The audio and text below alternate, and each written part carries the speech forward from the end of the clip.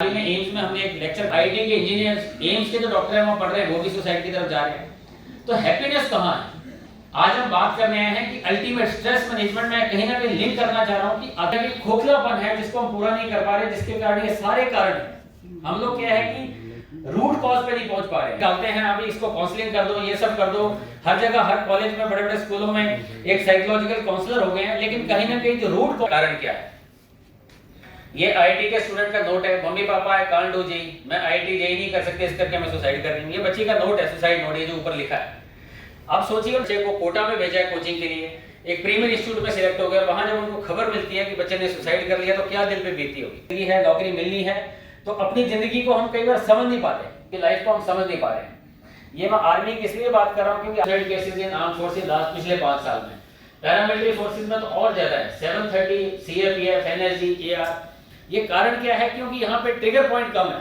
आपने कुछ सोचा दिमाग में, माइंड बनाया, कुछ गलत घटना घटी, बंदूक उठाई और अपने आप को मार लिया, क्योंकि बंदूक आपके पास है 24 घंटे। यहाँ फिर भी सिविल में सोचना पड़ता है। तो ये कारण है। और बताया जाता है कि जितनी सुसाइड रेट हमारा किसी ऑपरेशन में नहीं होता उससे कहीं ज्यादा, जितनी कैजुअलिटी हमारे किसी ऑपरेशन में नहीं होती उससे कहीं ज्यादा जो कैजुअलिटी हमारे सेल्फ सुसाइड केस से होता है। फ्रेंड्स अलग अलग तरीकों से हैंडल किया जा सकता है, चाहे उसको आप मेडिटेशन बोल लो, नेचर बोल लो, योगा बोल लो, गेम्स बोल लो, म्यूजिक बोल लो, सेलिब्रेशन बोल लो। आज मुख्यतः तौर पे हम बात करेंगे स्पिरिचुअली, मतलब कि रूट कॉज जो है किसी चीज को एड्रेस करने का, वो अध्यात्म है। ये भी एक मीन्स है। आप देखिए कोई बड़ा अच्छा लगता है, कोई मूवी देखते हैं, वो ये कारण क्या है? क्योंकि उस समय आप अपने प्रेजेंट में हो, ना आप अपने पास्ट को याद कर रहे हो, ना आप अपने फ्यूचर को याद कर रहे हो, जिसके कारण आप एक हैप्पीनेस स्टेट में कुछ समय के लिए आते हो। लेकिन आज जो बात हम करेंगे स्पिरिचुअली, तो इसी से मैं पूछना चाहता हूँ कि what is the meaning of word spirituality? कोई भी बच्चा बताएगा। स्पिरिचुअलिटी को हिंदी में क्या बोलते हैं? अंतरात्मा, अंतरात्मा या अध्यात्म। चलो कोई भी बच्चा बताइए, क्या है स्पिरिचुअलिटी? क्या है, कहां से आया वर्ड? हाँ आप बता रहे थे कुछ। आत्मा का अध्ययन, इनर एनर्जी, इनर सॉफ्टवेयर के बारे में जानकारी। जैसे आपसे मैं बात कर रहा हूँ इस समय, मान लो लाइट चली जाती है तो ये टीवी भी आपका ऑफ हो जाएगा, ये स्पीकर भी काम नहीं करेगा, एसी कूलर पंखे घर में कुछ भी काम नहीं करेंगे। लेकिन क्या है, इसको हमने तवज्जो दे दिया, हमने बाहर के हार्डवेयर की चीजों को बहुत तवज्जो दिया, लेकिन इंटरनल चीजों को बोलिए। आपको मालूम होगा कई जगह सब्सिडी भी मिलती है इलेक्ट्रिक करंट में। तो वैसे ही एक करंट ऊर्जा हमारे अंदर है, जब ऊर्जा निकल जाती है तो बोलते हैं ही नो मोर।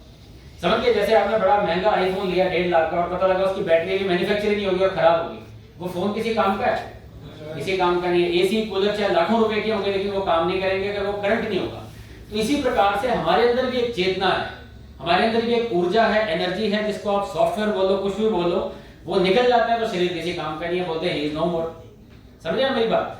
उसको जिसने अध्ययन किया, अंडरस्टैंड किया, किसी ने बुद्ध ने, महावीर ने, जीसस ने, गुरु नानक ने अपने अपने रूप में उसको समझा। आत्मा का अध्ययन, spirit, study about spirituality, study about the spirit which is inside us. धर्म और अध्यात्म में बहुत फर्क है। जो धर्म है वो शुरुआत है, ये सब जो पेरिफेरी पे दिख रहे हैं सारे सिंबल्स, लेकिन अंत नानक ने ये बोला कि एक ओंकार सतनाम, ना कोई हिंदू ना कोई मुसलमान, सबने आ जाके बात उसी में की है। जीसस ने भी बोला God is one, Sai Baba ने भी बोला सबका मालिक है। तो हमने अपनी जो जिंदगी है सिर्फ इसके दायरे में रखा, आदत में शामिल नहीं किया। हमने वर्शिप बहुत किया लेकिन जिंदगी में मुहूर्त में सूरत के दर्शन नहीं किए, आइडेंटिफाई नहीं कर पाए कि रूट कॉज क्या है, क्या बोलना चाह रहे हैं, कि मंदिर का क्या संदेश है, मस्जिद का क्या संदेश है, गुरुद्वारे का क्या संदेश है, उसको अंडरस्टैंड नहीं किया। मंदिर मतलब मन के अंदर जाके क्या एरो मार्क है, यानी कि यहाँ से आपने जम्मू जाना है और पता लगा आप सामा में जाके बैठ गए, सामा में एरो मार्क था कि जम्मू इतने किलोमीटर दूर था। तो वही हमारी प्रॉब्लम है कि हमने उसके आगे बढ़ने की कोशिश नहीं की, क्योंकि हम लोग टेम्पलेटेड। धर्म और अध्यात्म में ये फर्क है कि धर्म हमारे बाप दादाओं का दिया हुआ है, लेकिन अध्यात्म स्वयं की खोज है। धर्म और अध्यात्म में बड़ा क्लासिकल डिफरेंस है। सपोज एक ट्रेन एक्सीडेंट होता है, पता लगता है कि ट्रेन एक्सीडेंट हुआ, 4-5 बच्चे हैं, ये धर्म इनका मालूम नहीं है, लेकिन ऑर्फनेज में रखे गए, माता पिता इनके चले गए और ये पता नहीं कि कौन है। अब जो उसको गोद में लेगा वो उसका धर्म हो गया। हिंदू के घर गया तो हिंदू गीता पढ़ना शुरू कर देगा, मुस्लिम के घर गया तो नमाज पढ़ना शुरू कर देगा, इधर गुरुद्वारे सिख के घर गया तो अपना गुरु ग्रंथ साहिब पढ़ना शुरू कर देगा। समझ रहे मेरी बात? हाइपोथेटिकल एग्जांपल है। जैसे कबीर बताते हैं संत घाट में, बनारस के घाट में किसी मुस्लिम फैमिली को मिल गया तो मुस्लिम हो गए। तो धर्म और अध्यात्म में यही फर्क है कि धर्म है जो हमारे घर में जो प्रैक्टिस होती रही थी और जिसको हम पकड़ के रखते हैं, सारे दंगे फसाद लड़ाई झगड़े का जड़ यही है, लेकिन अंदर जाने की कोशिश नहीं करते। अध्यात्म जो है सबके अंदर सेम है, किसी के अंदर डिफरेंस है? हिंदू मुस्लिम सिख ईसाई सबके अंदर वो सेम चेतना है। इवन जब आप स्पिरिचुअलिटी में डीप घुसते हो तो हर के अंदर, पंछी के अंदर, जानवर के अंदर, सबके अंदर कण कण में वो विराजमान है। इवन जो आपने साइंस में पढ़ा होगा, electron, proton, neutron, even table है, ये हर जगह कुछ ना कुछ मूवमेंट हो रही है, चेतना है, एनर्जी है, चल रहा है। अभी हाल ही में कलकत्ता में भी कॉन्फ्रेंस था कि कॉन्फ्रेंशन बिटवीन साइंस एंड स्पिरिचुअलिटी बहुत जरूरी है, दोनों को लिंक करना। तो समझिए मेरी बात, धर्म और अध्यात्म में पर्पस समझिए। नहीं तो हम अध्यात्म भी वही बोलते हैं, धर्म भी वो बोलते हैं।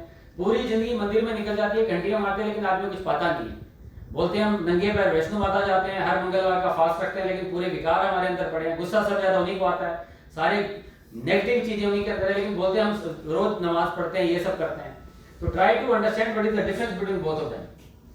कितना का इनिशिएटिव ले रहे हैं, आपने देखा होगा 10 अक्टूबर को विश्व मानसिक स्वास्थ्य दिवस शुरू हो गया है।